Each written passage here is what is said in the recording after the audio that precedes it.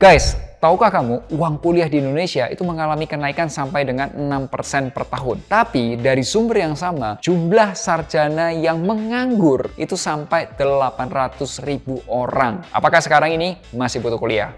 Kita bahas.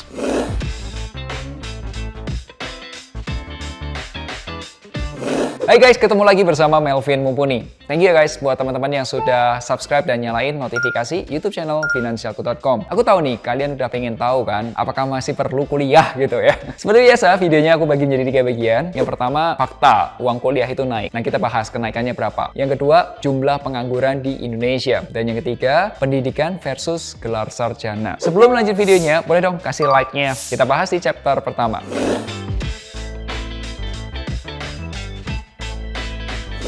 Pada Juli 2022 tahun lalu, itu Kompas merilis sebuah artikel yang menggambarkan potret uang kuliah. Berjudul Orang Tua Indonesia Makin Sulit Biayai Kuliah Anak. Artikel tersebut itu menjadi bahan diskusi di banyak sumber. Salah satu medianya adalah theconversation.com. Salah satu yang menarik menurutku adalah, nih bagian ini. Menurut analisis tersebut, laju kenaikan biaya kuliah per tahun sekitar 1,3% untuk kampus negeri atau perguruan tinggi negeri ya, PTN. Dan 6,96% untuk kampus yang swasta atau PTS. Kamu kebayang nggak sih? Sebenarnya seberapa besar kenaikan 6,96% ini per tahun? Kurang lebihnya gambarnya seperti ini. Untuk perguruan tinggi negeri dulu, kita asumsinya harganya 4 juta rupiah per semester. Jadi per 6 bulan bayarnya 4 juta rupiah. Atau kalau sampai lulusnya adalah 32 juta rupiah. Sampai lulus nih ya, 8 semester. Maka dalam waktu 10 tahun lagi, harganya itu akan menjadi 36 juta rupiah. Untuk perguruan tinggi swasta, asumsinya harganya 9 juta rupiah per semester atau 72 juta sampai lulus. Maka dalam waktu 10 tahun lagi, harganya itu akan menjadi 141 juta rupiah. Teman-teman, bisa jadi ini ya, biayanya bisa lebih rendah atau juga bisa lebih tinggi. Ya karena satu, beda universitas, kedua, beda jurusan dan lain sebagainya. Aku yakin kalau fakultas kedokteran harganya lebih tinggi daripada itu. Bener kan? Coba kamu iseng deh, hitung ya. Dulu kamu tuh uang kuliahnya berapa per semesternya, dan sekarang jadi berapa rupiah. Terus kamu hitung, itu berapa lama. Nah, silahkan tulis di kolom komen. Kita lihat berapa persen kenaikannya. Lanjut ke chapter 2.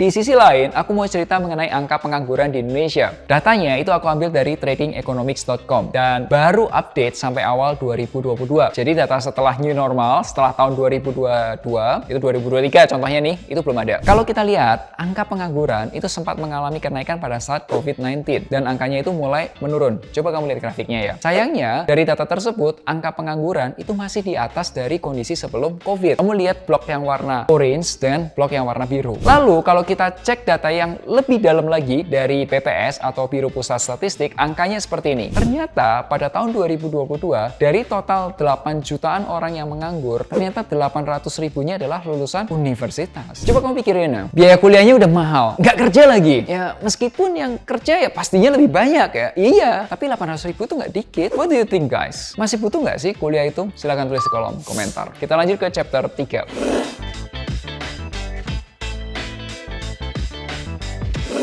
Aku pribadi nih, orang yang mempercayai pendidikan dan gelar sarjana itu penting.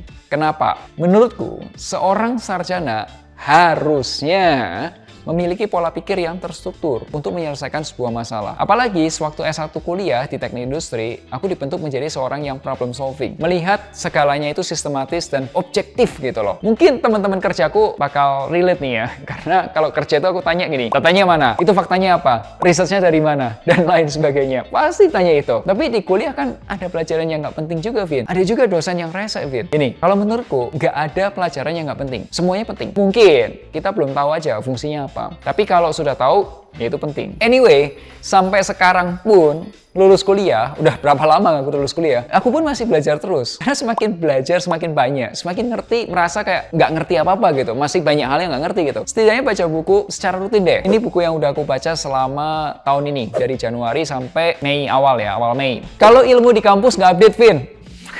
Ya, mungkin ya. Itu jadi kritik buat Bapak Ibu dosen untuk update dengan ilmu-ilmu yang terbaru. Aku rasa it's good untuk update. Vin, tapi kalau dosennya rese gimana? Ya, dulu aku juga pernah ngadepin dosen yang rese ya. Baik S1 maupun S2. Tapi ya namanya hidup, itu ya sering aja nemuin orang-orang yang kurang sesuai sama kita. Ya tantangannya gimana kita ngadepin orang-orang tersebut, ya kan? Kalau kuliah itu mending banget, paling kamu ketemu orang ini 1 semester. Kalau udah kerja gimana? Ketemu bos yang rese, ketemu teman kerja yang rese, kamu mau resign dulu? Atau kamu mau nunggu dia resign? Atau malah dia pensiun? Kelamaan. Jadi kalau ditanya, masih butuh nggak sih kuliah itu? Jawabannya menurutku adalah masih.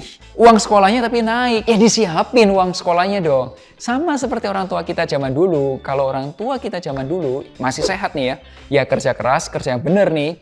Udah hemat-hemat, kerencanain dana pendidikan, terus kemudian mulai berinvestasi. Kalau zaman dulu investasinya apa? Emas, tanah, beli asuransi, pendidikan. Itu 20 tahun yang lalu atau mungkin 30 tahun yang lalu. Nah sekarang macam-macam produknya udah lebih canggih, lebih sesuai. Bayangin aja handphone lu 30 tahun yang lalu mungkin masih main Snake. Sekarang sudah Mobile Legends. Masa masih yang sama pakai saya Snake? Kalau kamu mau butuh konsultasi mengenai perencanaan dana pendidikan dan investasi untuk dana pendidikan, silakan aja hubungi finansialku.com. Kamu bisa daftar di link deskripsi atau hubungi kami ke nomor WhatsApp berikut ini. Ingat selalu, hargai kerja keras. Share kalau video ini bermanfaat dan sampai jumpa di Melek Finansial hari Rabu depan. Akhir kata, make a plan and get your financial dreams come true. Minggu, kamu main apa? Harvest Moon?